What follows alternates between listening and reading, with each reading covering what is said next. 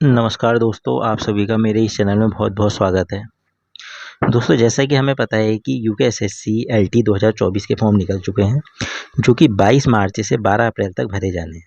उम्मीद करता हूँ कि आप सभी ने फॉर्म भर लिए होंगे। दोस्तों, इस बार जो आयोग ने सिलेबस दिया है, वो 50 मार्क्स का general knowledge, aptitude, Uttarakhand, history ये सब दिया गया है तथा 50 मार्क्स में सब्जेक्ट दिया है। दोस्तों, अगर मैं बात करूँ साइंस सब्जेक्ट की, तो साइंस सब्जेक्ट में जो 50 मार्क्स का है, उसमें जूलॉजी भी है, बॉटनी भी है और केमिस्ट्री भी है और सिलेबस काफ़ी डिटेल में दिया गया है। मैं धीरे-धीरे सभी विषयों पे वो पेपर फर्स्ट के लिए वीडियो बनाऊँगा, लेकिन आज जो मैं बताना चाहता हूँ वो केमिस्ट्री विषय के ऊपर हमें कहाँ-कहाँ से इन टॉपिकों को ढूँढना है, वो हमें कौन-कौन सी किताबें पढ़नी है, उस पर हम बात करेंगे। दोस्तों, सबसे पहले तो हमें हमारे पास क्लास 11th और क्लास 12th क्या कहा मैंने? क्लास 11th और क्लास 12th की एनसीईआरटी की केमिस्ट्री की बुक ज़रूर हमारे पास होनी चाहिए, क्योंकि इससे हम टॉपिकों को कवर करेंगे और आयोग जो चैलेंजिंग मानता है अपने क्वेश्चनों पे, वो एनसीईआरटी की बुक को ही मानता है। तो सबसे पहले मेरी यही राय है कि आप सभी लोग अपने पास क्लास 11th और क्लास 12th की एनसीईआरटी की बुक ज़रूर रखें। इसके साथ अगर आप कोई रेफरेंस बुक भी रख सकते हैं हम लोग। साथ ही साथ हम क्या कर सकते हैं, अगर हमारे पास बीएससी की बुक है तो हम बीएससी की बुक को देखेंगे। अगर हमारे पास बीएससी की बुक नहीं है तो हम नेट से इन टॉपिकों को ढूंढने की कोशिश करेंगे। जितना हम डिटेल में किसी भी टॉपिक को पढ़ेंगे वही हमारे लिए ज़्यादा अच्छा रहता है। कभी भी किसी भी टॉपिक को शॉर्ट में नहीं पढ़ा जाता, क्योंकि क्वेश्चन कहीं से भी बन सकते हैं। दोस्तों, अगर मैं सबसे पहले टॉपिक की बात करूं तो जो आयोग ने दे रखा है एटॉमिक स्ट्रक्चर, जिसके अंदर हम पढ़ेंगे बोहर की थ्योरी, डे ब्रॉगले रिलेशन पढ़ेंगे, हाइजेनबर्ग अनसर्टेनिटी प्रिंसिपल पढ़ेंगे और ये जितने भी टॉपिक हैं ये सारे के सारे क्लास 11th की केमिस्ट्री की बुक में दिए गए हैं। अगर मैं सेकंड चैप्टर की बात करूँ तो पीरियोडिक प्रॉपर्टी, तो यह भी क्लास 11th की बुक में दिया गया चैप्टर है।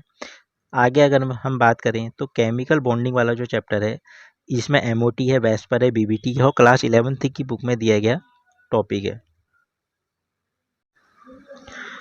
दोस्तों, आगे अगर बात करूँ तो एस ब्लॉक जो एलिमेंट है, वो क्लास 11th की बुक में दिया गया टॉपिक है। क्लास 11th की बुक में एस ब्लॉक दिया गया है। पी ब्लॉक की बात करूँ तो पी ब्लॉक जो है वो क्लास 11th की बुक में दिया गया है। यहाँ पे लेकिन यहाँ पे जो पी ब्लॉक दिया है वो 13 to 17 एलिमेंट है, यानी कि बोरॉन टू हेलोजन है। तो यह हमें कहाँ देखने को मिलेगा? यह मिलेगा क्लास 12th की केमिस्ट्री की बुक में, यह हमें देखने को मिलेगा। नेक्स्ट टॉपिक की अगर मैं बात करूँ तो केमिस्ट्री ऑफ नोबल गैस, यह क्लास 12th का टॉपिक है। क्लास 12th के पी ब्लॉक में यह हमें देखने को मिलेगा, क्लास 12th का टॉपिक है।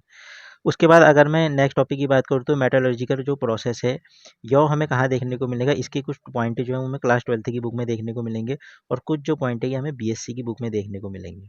तो आप बीएससी की बुक से देख लेना या फिर ये नेट पे हमें दिख जाएंगे, और मैं कोशिश करूंगा कि सारे टॉपिकों पे सेपरेट एक वीडियो आपके लिए जल्दी बनाऊँ। नेक्स्ट अगर मैं बात करूँ तो केमिस्ट्री ऑफ ट्रांजिशन एलिमेंट, जिसमें डी ब्लॉक के एलिमेंट आते हैं, जो हमें देखने को मिलेगा क्लास 12th की बुक में, क्योंकि डी और एफ ब्लॉक जो चैप्टर है वो क्लास 12th में दिया गया है। नेक्स्ट टॉपिक की अगर मैं बात करूँ तो रिडॉक्स रिएक्शन जो है क्लास 11th का टॉपिक है, क्लास 11th की केमिस्ट्री की बुक में है। नेक्स्ट अगर मैं बात करें तो कोऑर्डिनेशन की जो केमिस्ट्री है, ये जो हमें दे रखा है क्लास 12th की बुक में दे रखा है। इनकी जो आईयूपीएसी होती है वो नॉर्मल आईयूपीएसी से अलग होती है, ठीक है। नेक्स्ट अगर हम बात करें तो केमिस्ट्री ऑफ लेंथिनाइट रेक्टेनाइट जो है ये एफ ब्लॉक एलिमेंट है, ये हमें दे रखा है डी, ये डी और एफ ब्लॉक जो चैप्टर है ये वहाँ से दे रखा है, ये हमें मिलेगा क्लास 12th की बुक में। नेक्स्ट अगर हम बात करें तो एसिड और बेस, ये दे रखा है क्लास 11th की वीक में। यहाँ पे आरएनएस कॉन्सेप्ट हो गया, वरान स्टेलोरी हो गया, लुइस एसिड और बेस हो गया, ये सारे के सारे टॉपिक वहाँ पे दिए गए हैं। नेक्स्ट अगर मैं बात करूँ तो नॉन एक्वा सॉल्वेंटी की, यह एक स्पेसिफिक टॉपिक इस बार आयोग ने जोड़ रखा है, यह हम कवर करेंगे नेट से, ये हमें नेट में मिलेगा। और वैसे ये टॉपिक जो दे रखा है वो बीएससी का टॉपिक है, ठीक है। आगे अगर हम चलें तो नेक्स्ट टॉपिक की अगर हम बात करें तो magnetic property of transition metal complex, ये अभी हमने कॉम्प्लेक्स जो कंपाउंड पढ़े ये वहाँ पे से दिया गया है, और इसका जो रेस्ट पार्ट है वो बीएससी पे है, बीएससी से हम इसको पढ़ेंगे। नेक्स्ट टॉपिक की अगर हम बात करें तो electronic spectra of transition metal complexes, ये जो हमें देखने को मिलेगा, इसके कुछ टॉपिक हमें क्लास 12th की बुक में देखने को मिलेंगे और कुछ जो टॉपिक है वो हमें बीएससी की बुक में देखने को मिलेंगे। नेक्स्ट अगर हम बात करें तो ऑर्गेनोमेटेलिक केमिस्ट्री जो ये क्लास 12th की बुक में दिया गया टॉपिक है। जो कोऑर्डिनेशन कंपाउंड अभी हमने बताया वहाँ पे इसके कुछ टॉपिक दिए गए हैं, और जो नेक्स्ट जो है वो मतलब जो रेस्ट जो कुछ टॉपिक बच जाएंगे वो हमें बीएससी की बुक में देखने को मिलेंगे। अगर मैं अगला बात करूँ तो स्ट्रक्चर ऑफ बॉन्डिंग, अभी हमने केमिकल बॉन्डिंग वाला जो चैप्टर देखा उसी में से इसके कुछ पॉइंट हमें देखने को मिलेंगे, यानी कि क्लास 11th की बुक से ये चैप्टर दिया गया है, इसके जो सारे टॉपिक है क्लास 11th की बुक में हमें देखने को मिलेंगे। रेस्ट अगर हम बात करें तो मैकेनिज्म ऑफ ऑर्गेनिक रिएक्शन, तो यहाँ से हमें ऑर्गेनिक रिएक्शन का पार्ट स्टार्ट हो गया। अभी तक जो चल रहा था इनऑर्गेनिक का पार्ट था। ये जो दे रखा है ये क्लास 11th की बुक में भी और क्लास 12th की बुक में भी है। तो ये हमें क्लास 11th और क्लास 12th की दोनों की बुकों में देखने को मिलेगा। अगर हम बात करें तो स्टीरियोकेमिस्ट्री ऑफ ऑर्गेनिक कंपाउंड, यह जो दे रखा है ये हमें क्लास 11th की बुक में और क्लास 12th की बुक में जो आइसोमेरिज्म होता है ये वहीं से दे रखा है। आइसोमेराइजेशन जो होते हैं जिनसे आइसोमर बनते हैं, ये वहीं पे का टॉपिक है। ये क्लास 11th में भी है, क्लास 12th में भी, और ये बीएससी का भी टॉपिक है। ये तीनों जगह दिया गया है। नेक्स्ट अगर हम बात करें तो एल्कीन्स एंड साइक्लो एल्कीन, ये क्लास 11th का टॉपिक है। क्लास 11th में ये हमें ईजिली मिल जाएगा ये टॉपिक, वहाँ पे सारे टॉपिक ये दिए गए हैं। आगे अगर हम बात करें तो आगे अगर हम बात करें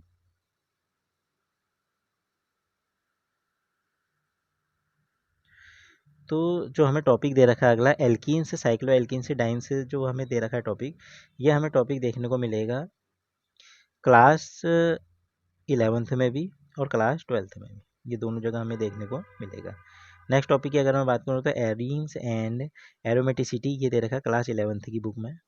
नेक्स्ट अगर हम बात करते हैं एल्किल और एरिल हैलाइड, जो है ये क्लास 12th की बुक का टॉपिक है। यहाँ पे डीडीटी बीएससी सभी को बनाने के मेथड और उनकी रिएक्शनें दी गई हैं। अगर हम बात करें एल्कोहल की तो एल्कोहल क्लास 12th का टॉपिक है। क्लास 12th में इनकी preparation, physical property, chemical property और इनके यूजेस दिए गए हैं। नेक्स्ट टॉपिक की अगर हम बात करें तो फिनॉल वाला जो टॉपिक है क्लास 12th का टॉपिक है। क्लास 12th की केमिस्ट्री की बुक में दिया गया टॉपिक है। ईथर और इनोलेट की अगर हम बात करें, सॉरी ईथर एंड एपॉक्साइड की अगर हम बात करें तो ये क्लास 12th की बुक में दिया गया टॉपिक है। और इसके जो कुछ पॉइंट अगर बच जाएंगे तो वो बीएससी की टॉपिक बुक में मिलेंगे हमें, बीएससी में भी ये दिया गया है। अगर हम बात करें एल्डिहाइड एंड कीटोन की तो एल्डिहाइड और कीटोन भी क्लास 12th की केमिस्ट्री की बुक का टॉपिक है। कार्बोक्सिलिक एसिड भी क्लास 12th की बुक का टॉपिक है। अगर हम बात करें कार्बोक्सिलिक एसिड डेरिवेटिव, ये भी क्लास 12th की बुक का टॉपिक है, क्लास 12th में दिया गया है। अगर हम बात करें ऑर्गेनिक सिंथेसिस विया इनोलेट, यह बीएससी का टॉपिक है, ये बीएससी से आएगी रखा गया टॉपिक है। नेक्स्ट अगर हम बात करें तो कार्बोहाइड्रेट, यह क्लास 12th की बुक में दिया गया टॉपिक है, बायोमोलिक्यूल्स के अंदर आता है, ये वहाँ से दिया गया टॉपिक है।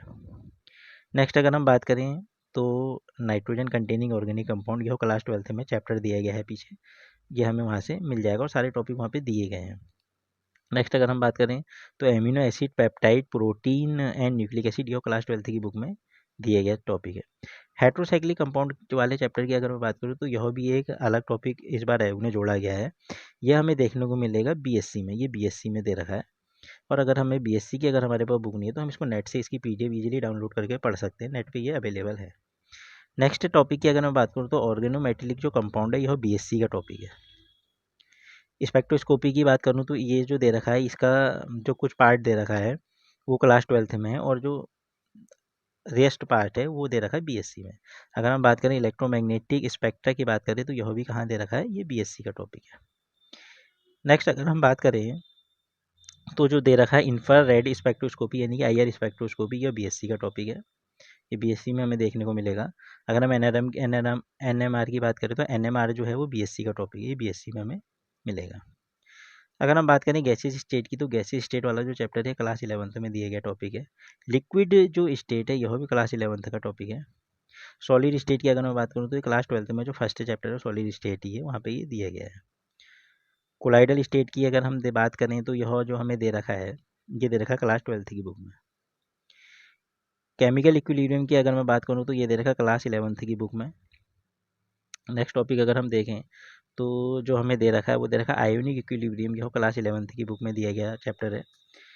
फेज इक्विलिब्रियम की अगर मैं बात करूँ तो फेज इक्विलिब्रियम वाला जो चैप्टर है ये बीएससी का जो चैप्टर है, ये बीएससी से दिया गया चैप्टर है।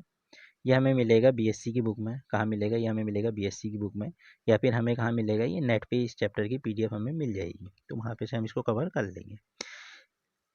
आगे अगर मैं बात करूँ तो केमिकल काइनेटिक्स एंड कैटलिस्ट जो है ये क्लास 12th का टॉपिक है। ये केमिकल काइनेटिक वहाँ पे एक चैप्टर है और कैटलिस्ट एक अलग चैप्टर में टॉपिक है।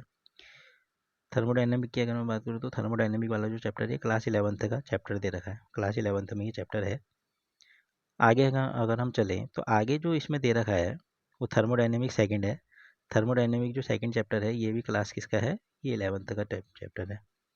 अगर हम बात करें तो थर्मोडाइनमिक जो थर्ड है ये जो दे रखा है ये बीएससी में है, बीएससी में डिटेल में चैप्टर दिया गया है।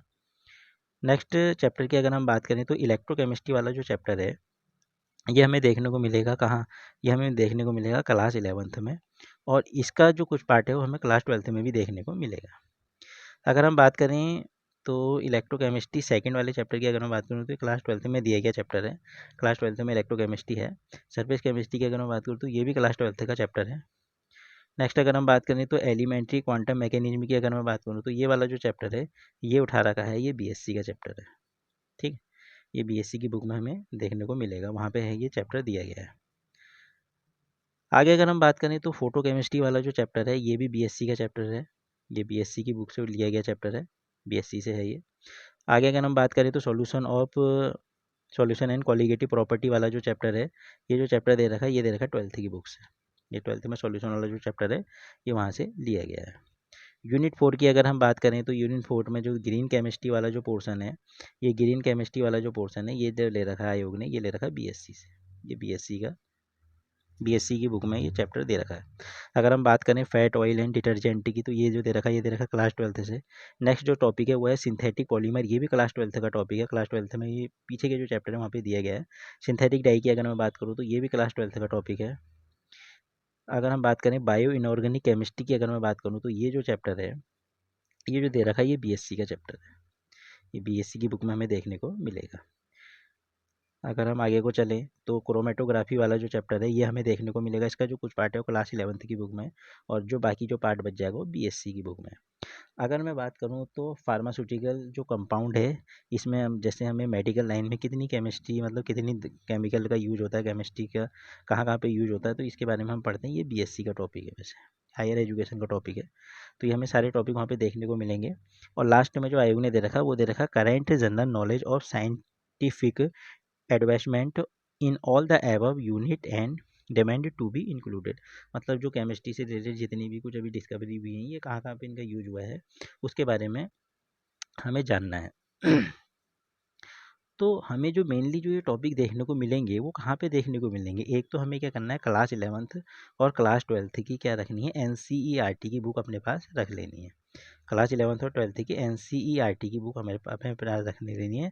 सेकंड हमें क्या करना है, हमें जो करना है अगर हमारे पास बीएससी की बुक अगर हमारे पास रखी है तो हम बीएससी की बुक से आप इसको इजीली देख सकते हैं। नहीं तो हम क्या करेंगे, हम नेट से इन टॉपिकों को ढूंढने की कोशिश करेंगे। जितना डिटेल में आप पढ़ेंगे उतना ही अच्छा होता है, कभी भी टॉपिकों को शॉर्ट में नहीं पढ़ा जाता।